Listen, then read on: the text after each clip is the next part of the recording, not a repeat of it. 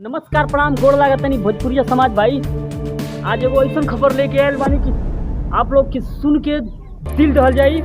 जी हाँ, बता देतानी कि चिरकुट बाबा उर्फ सरवन, जी हाँ, गाजीपुर के एक छोटा सा गांव दुल्लापुर देवा गांव के वही चिरकुट बाबा जो पूरा कॉमेडी से अपने पूरा उत्तर प्रदेश से लेके बिहार, मध्य प्रदेश, हर राज्य में अपना दिल पे राज करावे वाला, अपने कॉमेडी से सबकी हंसावे वाला, हर माता, हर बहन, हर भाई के, हर युवा दिल के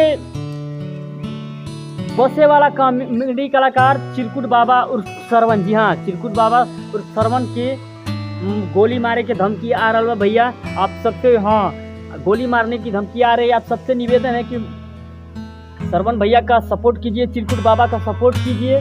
और ऐसा नहीं करना चाहिए क्योंकि एक बेहद ही गरीब परिवार से चिरकुट बाबा जी बिलोंग करते हैं।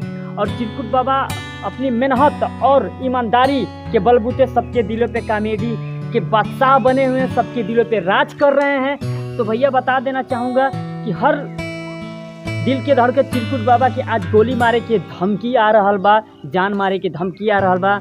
और ऐसा ना होके के चाहिए। तो यही सबसे आज कहते हैं कि पूरे कोने के उन्हें न्यूज़ फैला दी जा, सबके बता दी जा और बाबा के सपोर्ट करी जा। हमहू सपोर्ट करतानी, हमार पूरा भोजपुरिया समाज साथ बाटे। जय हिंद, जय भोजपुरी समाज।